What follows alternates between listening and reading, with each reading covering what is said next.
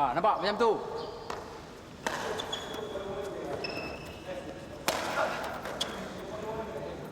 Bola tu bola aku. Alah, kau nak kira bola siapa? Oi, kau nak bunuh aku ah? Kau tu yang bodoh, hantar kat saya pasal. Kau ingat bapak kau je berlatih? Kau ada layak kat sini? Tak layak. Jay terlalu yakin pada diri dia sendiri. Jadi Man mesti cari jalan untuk betul ansur dengan dia. Baiklah, ya. Man akan cuba saya upaya untuk tolak ansur dengan Cik. Si Mazlan tu bang, bukannya budak kecil lagi. Umurnya pun dah dekat 20 tahun dah.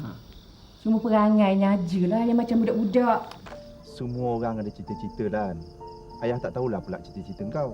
Kau nak ikutkan Lan nak jadi pemain badminton yang handal. Macam Rashid Siddiq tu, boleh hadungkan nama negara. Kalau berfikir je tak guna, Lan. Kau kena berusaha dan berkorban kalau kau nak jadi macam keluarga Datuk Haji Siddiq tu. Bukannya senang kau tahu.